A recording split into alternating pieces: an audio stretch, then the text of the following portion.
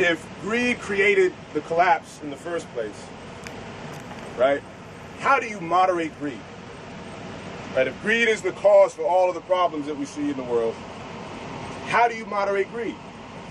He said greed cannot be controlled by any appeal to morality of values, which is basically, that's sort of been the whole argument of environmental types, is an appeal to some sense of morality of values. He said greed has to be controlled by fear of loss. Only if you have enlightened self-interest. Yeah, and yeah. So that can also feed greed even further. This is true. This is true. But the idea that you're trying to appeal to a sense of enlightened self-interest, if you do not have a natural resource base from which to generate the products that make you money, then how do you make your money?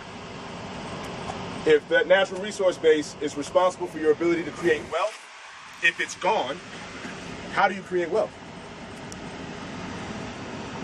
You don't. How do you do it? So I always say I like to talk to the greediest people that I can find, because I want them to explain to me, if you keep on doing what you're doing and you're losing more and more production capacity, how do you make money if you can't produce the things that make you money?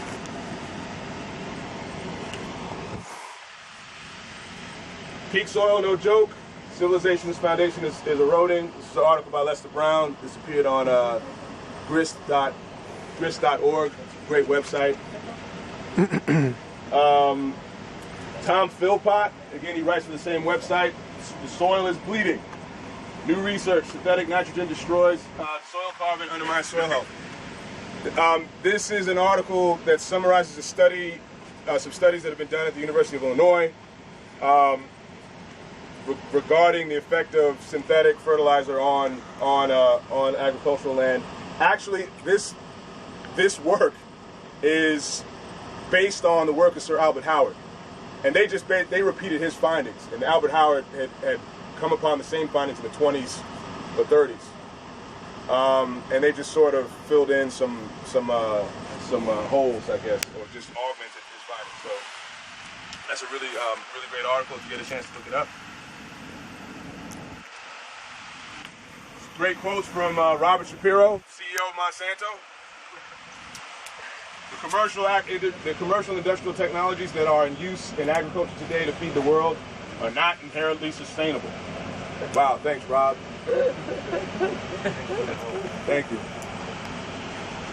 They have not worked well to promote either self-sufficiency or food security in developing countries.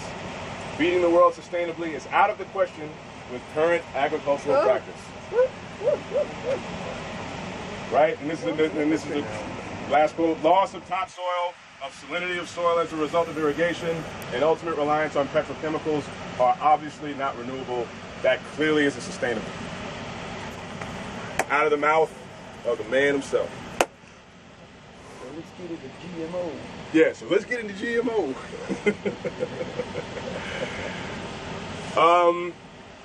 This is a great study. That I would, if you're not familiar with it already, this was written by Olivier de Schutters, who is the UN Special Rapporteur on the right to food, and based on the obvious need to find other methods to feed a world that has an ever-growing population, he settled on agroecology after seeing a study done by a man named Jules Pretty from the University of Essex. And in this study, it's the largest study of its kind. It covered 37 million hectares, 286 projects, 57 countries. And what was found by Professor Pretty was that these agroecological methods, and this includes things like permaculture, biodynamics, biointensive farming, biological farming, silvopasture systems, alley cropping, all of these systems, these polycultural layouts, they were found to be 80%, on average, 80% more productive than conventional methods, than conventional industrial methods. So this is without the inputs, right? Without the chemicals, without all this destructive stuff, like low input farming that relies on the biology and how the biology is configured. So Alleviated Shutters has been really hammering on this point for a long time. The report came out summer of last year. He said he was going to the G20 in Rome to basically tell them it's not a matter of whether or not we should put money behind this. He said it's how much and how soon. Is it per hectare, like productivity per area unit? And this is also in terms of productivity per unit area as well. I think a really great example of that on a small scale is the DeVace family, Pasadena, California. How many of you guys are familiar with that? Okay, on their plot, they use basically all of the methods that Mr. DeShutters was referring to. They have a plot that's about 1/5 of an acre, which is kind of a standard size of plots in Southern California. And on 1/2 of that area, 1/10 of an acre, annually they have been regularly producing on 1/10 of an acre 3 tons of produce. Regularly, 3 tons, over 6,000 pounds of produce annually. If you scale that out to an acre, and obviously it would require more people to do the management. And actually, this is a great way to reintroduce people into tending land and actually making it profitable. That would scale up to 60,000 pounds an acre, or 150,000 pounds a hectare. I don't think there's any industrial, and this is high grade, nutrient dense, diverse agricultural output. I don't think there's an industrial agricultural operation that's doing that. What's the name again? The DeVace family. DER. VAES. VAES. Thank you. Are you familiar with the biointensive model? Are you familiar with the biointensive model? Yes, John Jevons. Yeah, he's got all those figures from me and production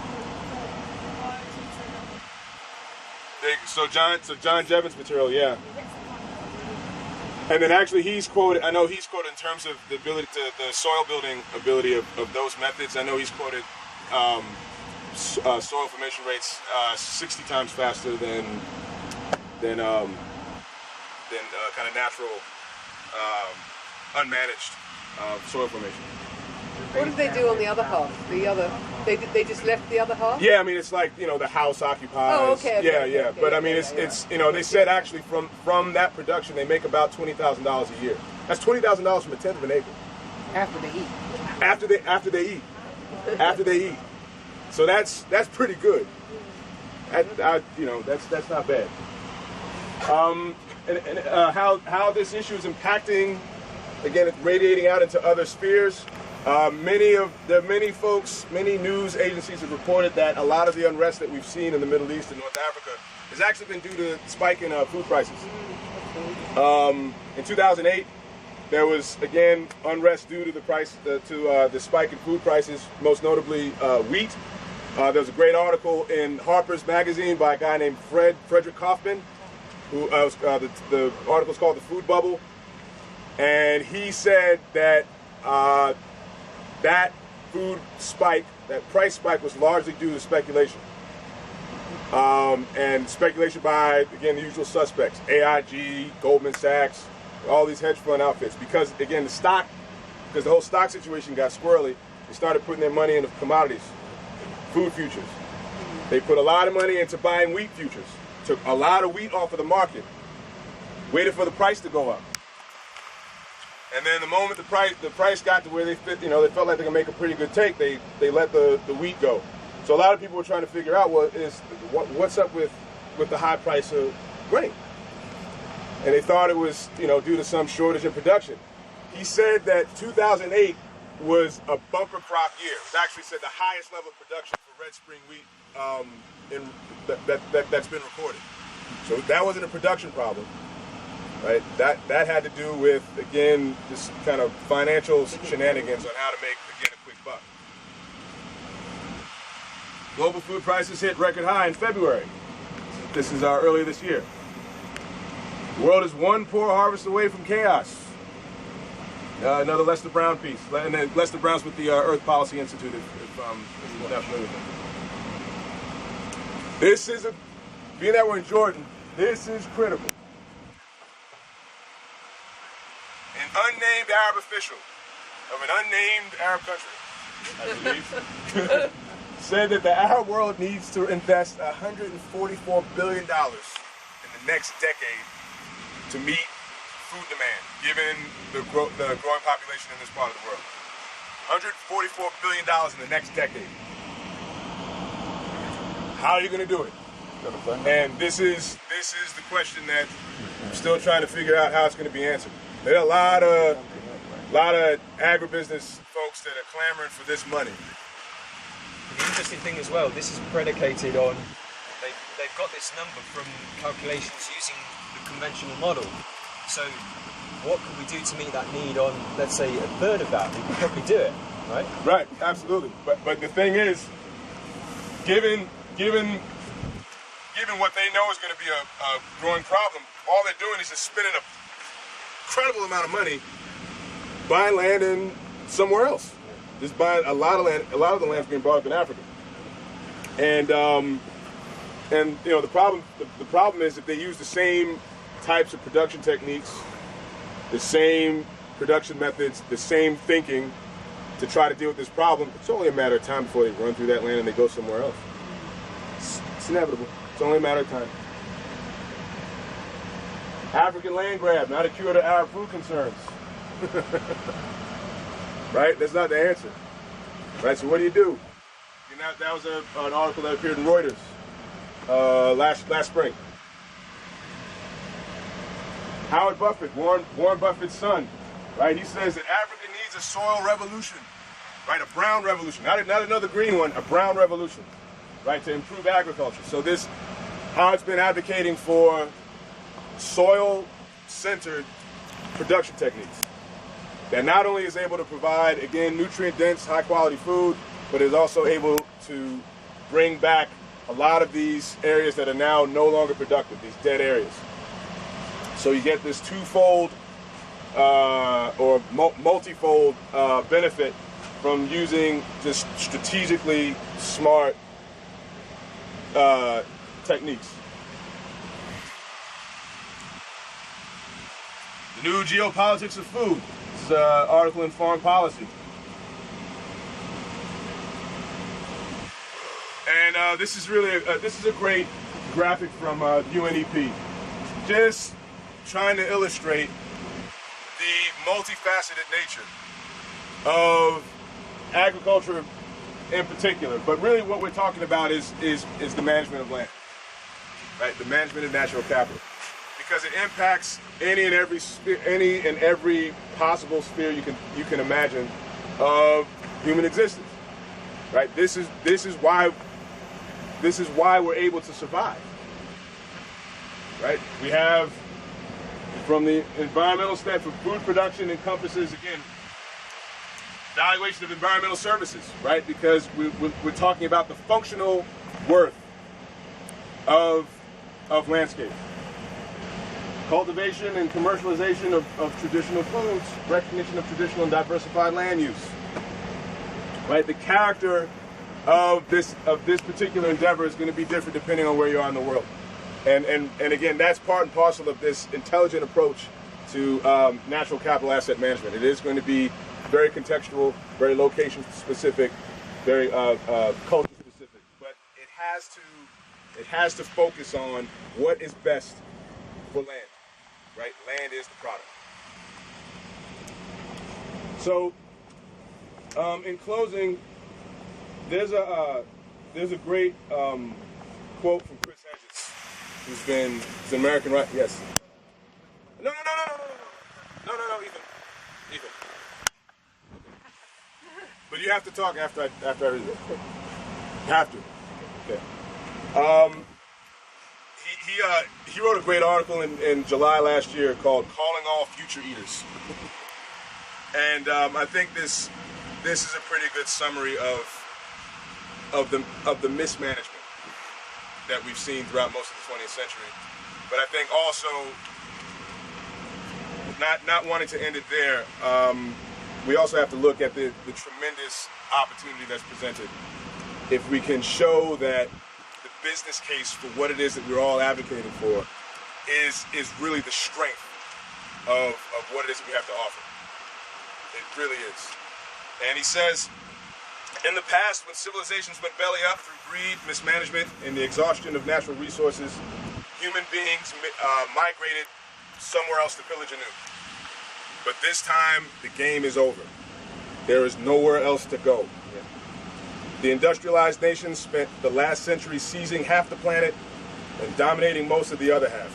We giddily exhausted our natural capital, especially fossil fuel, to engage in an orgy of consumption and waste that poisoned the earth and attacked the ecosystem on which human life depends.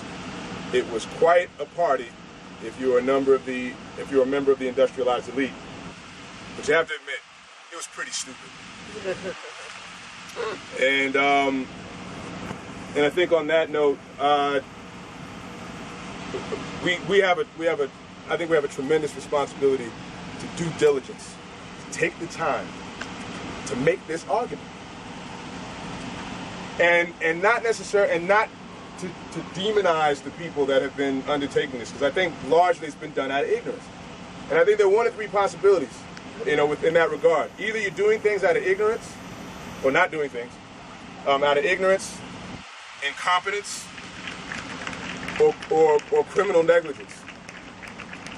And if it's out of ignorance, a wise man once said, actually it's a very prominent figure in the history of Islam. His name's Ali ibn Abi Talib. He's the cousin of the Prophet Muhammad. He said, if you're ignorant of a thing, if you're ignorant of a matter, don't be afraid to admit your ignorance. And once you've admitted your ignorance, don't be afraid to learn about it. So I think by and large, the job that we have is to inform these people, the financial people, the business folks. Really take the time to couch the argument in language that they can understand, and just show them the numbers. Because a lot of these guys don't. I mean, like I question a room full of finance people. I said, I want you to explain to me the concept of an externality, because I don't understand that. Because as an engineer, what it sounds like to me is you want me to ignore the flaws in your design. That's what you want me to do. That's what an externality is. Like, you externalize the flaws in your design. You externalize the cost. And so no matter what you do, as far as you're concerned, it comes out great. If I were to do that in designing something, like somebody dies, right? Somebody gets hurt. Well, interestingly enough, when they do it, a lot of people die. And a lot of people get hurt. And now we're getting to a point where the physical reality of that way of thinking, of that way of modeling and rendering the world is no longer going to be allowed, because you've hit a brick wall.